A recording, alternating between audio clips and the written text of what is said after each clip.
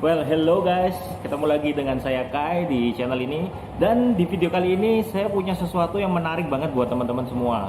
Dan saya juga excited banget nih, karena saya baru aja dikirimin sama sebuah toko kamera di Surabaya, yaitu Sinar Bahagia. Thank you Sinar Bahagia udah mau provide barangnya untuk kita.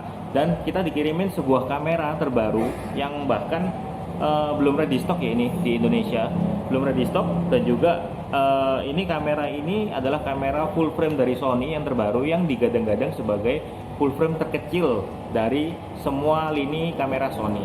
Kalian pasti pada penasaran kan, kameranya apa sih sebenarnya? Nah, ini dia nih. Kali ini kita akan testing kameranya, yaitu Sony A7C. Lihat, dari ukurannya aja udah kelihatan ya guys. Jadi ini udah compact banget, compact dan ringan banget. Dan juga kali ini Sony ini banding dengan lensa yang terbaru. Nah, bukan? Nah, tapi kalau kalian ingin tahu lebih lanjut, jangan lupa ya untuk subscribe, like, dan juga share ke teman-teman kalian semua nantinya. Oke?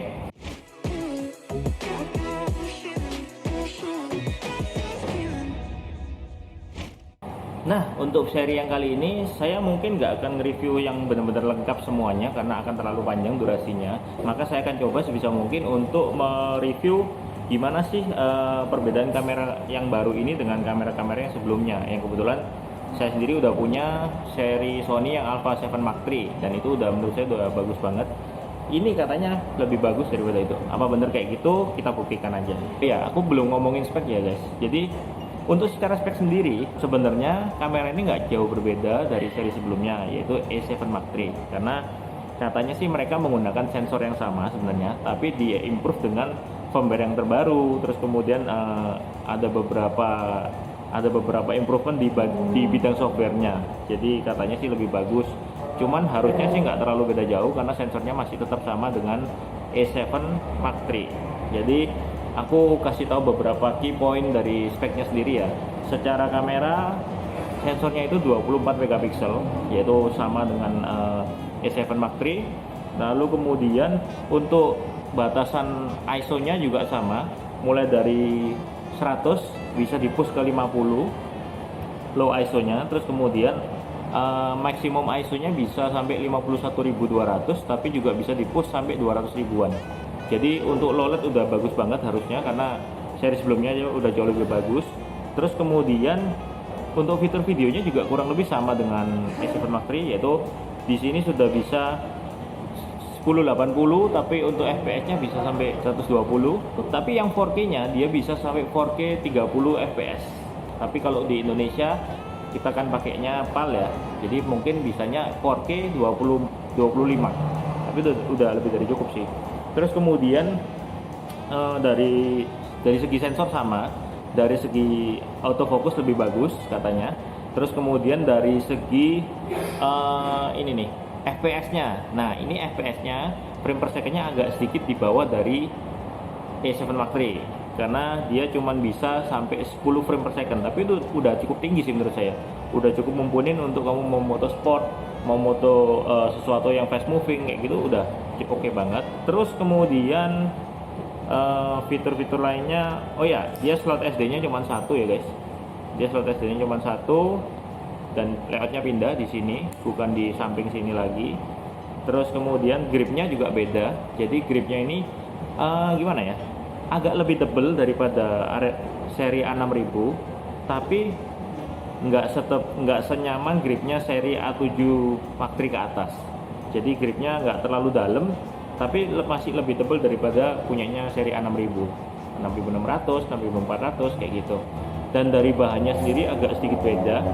Dia lebih kerasa karet ya, lebih kerasa karet, dan teksturnya lebih halus kayak gitu guys. Terus kemudian viewfinder masih ada, yang elektronik viewfindernya cuman dipindah ke arah sini, dan menurut saya sih nggak masalah karena sebenarnya viewfindernya kan digital juga, jadi nggak harus presisi pas di tengah. Terus kemudian ini ada headphone jacknya, masih tetap ada ya. Ini ada mic jack, ini ada mic jacknya, tapi nggak ada headphone jacknya untuk monitor audio. Terus kemudian di sini ada HDMI mini, dan juga untuk chargingnya ada USB Type C nih kan. Jadi Setelah saya kebetulan ini saya dapat barangnya cuma sebentar aja, jadi kemarin saya cuma punya waktu untuk sekitar beberapa jam aja untuk testing, jadi mungkin tidak bisa terlalu in depth banget. Tapi so far dari pemakaian yang sudah saya coba kemarin itu, dari segi ada beberapa poin yang ingin saya sampaikan di sini guys. Jadi yang pertama dari segi ukurannya, dan juga dari segi size-nya lah. Dari segi size-nya, kamera ini sendiri menurut saya cukup kecil dan ringan. Apalagi dengan lensa kitnya yang baru, ini ringan banget. Ukurannya mungkin hampir sama dengan A6000 ya, tapi mungkin agak lebih tebal sedikit bodinya, nggak sekurus A6000-an kayak gitu. Cuman fitur-fiturnya yang terbaru pun udah dimasukin di dalam sini. Jadi poin yang kedua saya akan bahas mengenai selain dari ergonomisnya, fitur apa aja yang baru yang nggak dipunyai dari seri sebelumnya. Yang paling penting adalah yang ini guys.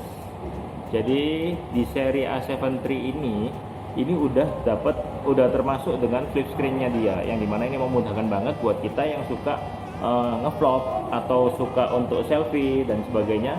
Ini memudahkan banget karena kita bisa lihat langsung diri kita sendiri. Nyala nggak ini? Nah, ini dia. Teman-teman lihat di sini. Jadi ini memudahkan banget. Nggak cuman kita bisa lihat dari depan. Nah, nggak cuman kita bisa lihat dari sisi depan aja, tapi juga kalau misalnya kita pengen low angle kayak gini, nggak perlu harus jongkok-jongkok lagi. Ini enak banget sih, berguna banget kalau buat saya. Terus kemudian selain dari flip screen-nya juga, lensa yang tadi saya sempat sebutin, lensanya sendiri di sini udah compact banget, dan ini lensanya udah zoom guys. Jadi range-nya dia ini 28 mili sampai 60 mili, dan jangan lupa ini adalah lensa full frame. Jadi 28 itu udah cukup wide sih menurut saya. Udah cukup wide untuk kamu pengen ngevlog atau untuk foto landscape dan sebagainya. Terus kemudian range-nya sampai 60 ini udah juga lumayan mumpuni. Kamu bisa semi portrait, bisa foto produk, bisa, dan lumayan deket tuh ternyata zoomnya. Jadi overall sih oke. Cuman memang saya nggak sempat bandingin yang sampai terlalu gimana. Mungkin nanti di episode selanjutnya saya akan bahas lebih dalam mengenai comparisonnya dengan lensa kit ini dengan lensa-lensanya yang Sony yang lain, apakah bagus atau lebih jelek atau gimana, nanti akan saya bikin part 2-nya ya. Terus kemudian dari segi ini saya ngomongin yang bagus dulu ya. Yang plusnya, menurut saya sih plusnya dari segi kemarin saya coba dari segi autofocus. Poin ketiganya autofocus. Nah, dari segi autofocus sendiri kemarin sudah saya sempat compare langsung dengan A7 III, dan hasilnya sih ini jauh lebih akurat untuk secara fokusnya sendiri. Jadi continuous autofocusnya yang tracking di mata, tracking di wajah, ini jauh lebih akurat daripada punyanya A7 III. Lumayan signifikan sih bedanya. Jadi kalau A7 III kita kalau moving yang cepat banget kadang masih bisa hilang. Kalau yang di sini itu lebih ngikutin, jadi fokusnya lebih konsisten kayak gitu. Dan juga kayaknya lebih cepat karena dari speknya kemarin saya sempat lihat reviewnya juga. Kamera ini dibilang sistem autofokusnya udah sama dengan Sony A7S Mark III. Gila guys. Sedangkan A7 III itu menurut saya udah cukup cepat banget, tapi ini katanya lebih cepat dan lebih akurat. Dan kemarin saya sempat testing di rumah sih, nggak foto terlalu banyak, ya hasilnya memang lebih oke, lebih akurat daripada A7 III saya. Terus kemudian poin keempat itu adalah baterainya guys. Jadi kalau teman-teman lihat di sini, baterainya ini kan ukurannya sama dengan tipenya sama dengan punyanya A7 Mark III, A7R dan A9. Cuman Sony mengklaim kalau baterainya lebih efisien.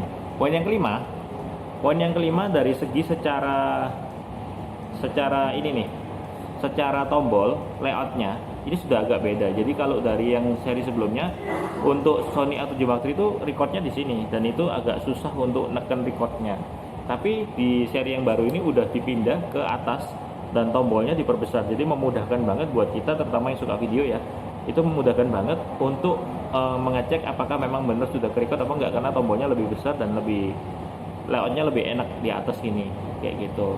Oke, itu tadi yang menurut saya sih untuk versi yang plus side-nya untuk kamera ini sih kurang lebih seperti itu. Nah, sekarang kita ngomongin untuk minus side-nya. Apa sih kekurangannya? Sana semua kamera kan nggak mungkin ada yang perfect ya, pasti tetap ada kekurangannya. Nah, kalau dari segi personal saya sendiri, by the way, ini kamera memang saya dikirimin sama Sinar Bahagia, dan ini kamera dari Sony. Cuman di sini memang review ini benar-benar pendapat saya murni. Jadi buat teman-teman disclaimer dulu, kalau saya review kamera ini benar-benar dari review saya sendiri. Jadi bukan dari pesan sponsor atau kayak gimana. Jadi ini yang memang review jujur dari saya sendiri ya guys. Oke, lanjut ya. Jadi untuk dari sisi minusnya kamera ini, menurut saya sih ada beberapa ya. Jadi kayak contoh dari segi layoutnya guys. Jadi kalau di A7 Mark III itu layoutnya dia tombol untuk fokusnya tuh di sini ada custom buttonnya juga yang bisa kita fokus, kita custom mau dipakai untuk apa, dan di sini dia lebih minim. Jadi cuma ada dial untuk modenya, ini exposure compensationnya, terus kemudian tombol record aja. Itu yang saya agak kehilangan dari seri sebelumnya, karena lebih memudahkan banget sih kalau kita mau setting, mau rubah fokus atau mau rubah picture profile dan sebagainya, bisa langsung cepet dari sini. Tapi kalau di sini nggak ada, jadi kita harus masuk ke menu dulu atau mungkin di custom di tombol yang sekitar sini. Nah, terus kemudian ngomong-ngomong tombol yang sekitar sini guys, tombol joysticknya itu yang kalau di seri sebelumnya ada dua, ada yang satu model joystick, ada yang satu model rolling gini. Dan kali ini di sini dihilangkan, mungkin karena mereka ngejar kekompakan bodinya ini. Jadi layoutnya dikurangin untuk kenyamanan juga. Cuman saya lebih suka kalau misalnya ada joysticknya untuk ngatur autofokusnya dan sebagainya. Kalau di sini agak kurang nyaman gitu ya guys. Terus kemudian dari yang user experience saya sendiri, kemarin waktu saya coba, yang agak mengganggu adalah peletakan untuk menunya. Karena berhubung tombolnya agak lebih sedikit, jadi otomatis kita bakal sering menggunakan tombol menu ini untuk settingan. Kita nggak bisa semuanya custom di luar, jadi pasti ada beberapa yang tetap harus masuk menunya. Dan ini menurut saya layoutnya agak kurang enak, karena setelah kita setting di sini, ininya agak jauh, terlalu ke tengah, jadi kita nekannya agak sedikit susah di situ. Menurut saya sih ini cukup mengganggu ya untuk layoutnya sendiri, karena terlalu tengah, jadi agak kejauhan. Setiap kali kita mau rubah menu yang dimana kita bakal sering pakai, itu agak terlalu kejauhan kayak gitu. Terus kemudian dari segi viewfindernya guys, viewfindernya sendiri ini nggak jelek sebenarnya, bagus, tapi agak kurang nyaman karena karetnya terlalu kecil. Kalau di Sony yang sebelumnya, yang Sony seri A7 yang sebelumnya, dia kan tengah dan itu karetnya lebih besar, jadi kalau kita lihat di mata gini lebih nyaman. Tapi kalau ini kecil banget guys, meskipun ya nggak semua sering lihat lewat viewfinder ya, tapi menurut saya ini cukup penting sebenarnya. Apalagi kalau lagi panas terik, layar pasti kan nggak terlalu kelihatan. Nah itu viewfinder bantu banget kayak gitu. Terus kemudian dari sisi minusnya yang kayak tadi sempat saya sebutin, slotnya cuma satu guys, slot kameranya, slot SD card-nya cuma satu, jadi otomatis kalau kita butuh apa-apa untuk backup itu nggak bisa karena cuma satu slot aja. Dan juga untuk dari speknya sendiri ada satu kekurangan yang menurut saya cukup penting sebenarnya, cuman kayaknya mereka nggak masukin karena memang untuk menjaga line up dari spek dari kelas-kelas kamera mereka masing-masing. Karena kan A7C ini C-nya itu katanya untuk compact, jadi mungkin lebih ditunjukkan untuk beginner ya. Jadi untuk yang teman-teman yang baru pingin upgrade dari APS-C ke full frame, ini kamera yang cocok buat kalian. Kekurangannya adalah yang menurut saya penting itu, kalau di sini shutter speednya yang paling tinggi untuk foto ya. Untuk foto itu cuma bisa maksimum 1/4000, yang dimana itu nggak jelek, tapi menurut saya agak sayang karena kalau misalnya kita nih punya lensa yang bukan besar ya, misalnya 1,4 atau 1,2, dan kita pengen foto di panas yang terik, speednya nggak akan kekejar guys, karena dengan bukaan 1,2 atau 1,4 itu speednya kita minimal harus 8000 dan ISO yang terendah. Jadi agak nggak kekejar, meskipun nanti bisa diakalin dengan ND dan sebagainya. Cuman lebih ribet daripada seri sebelumnya, karena seri sebelumnya bisa sampai 8000 dan itu bisa buat high speed, bisa buat foto sport, lebih enak, lebih nyaman kayak gitu. Terus kayak yang tadi saya bilang, frame per secondnya juga agak kurang karena cuma 10. Kalau ini di seri Alpha 7 yang lain di atas 10 dan lebih bagus. Terus sama satu lagi lensanya. Kalau lensanya ini sebenarnya menurut saya sih plus minus ya. Yang pertama, lensanya ini plusnya dia ringan, tapi minusnya range-nya nanggung yang pertama karena cuma 28 sampai 60 aja. Terus minus yang kedua adalah aperturnya. Dia aperturnya ini f-nya paling kecil itu adalah f4, dan f yang pada saat dia zoom di 60 itu f-nya 5,6 yang dimana ini agak susah digunakan pada saat low light, agak kurang membantu karena kalau kondisinya agak gelap sedikit aja dengan f4 kita harus naikin ISO nya cukup banyak guys. Jadi itu yang agak disayangin, cuman mungkin karena mereka ngejar kekompakannya, jadi supaya tetap kameranya bentuknya tetap compact dan juga ringan kayak gitu, karena kan tujuannya untuk supaya kamera ini tujukan untuk orang yang nggak pingin berat-berat, nggak pingin terlalu ribet-ribet kayak gitu.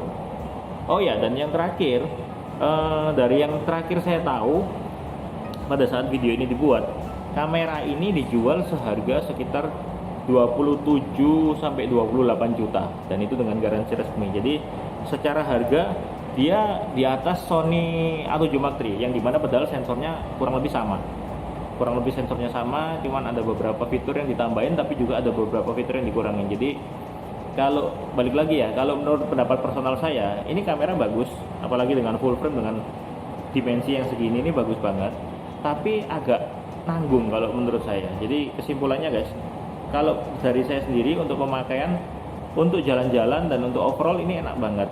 Tapi speknya agak sedikit nanggung dengan harga yang segitu. Jadi kayak harganya di atas A7 Mark III yang kurang lebih sama, tapi fiturnya nggak sejauh itu bedanya. Jadi kurang lebih hampir sama. Menurut saya itu bisa jadi bahan pertimbangan buat teman-teman.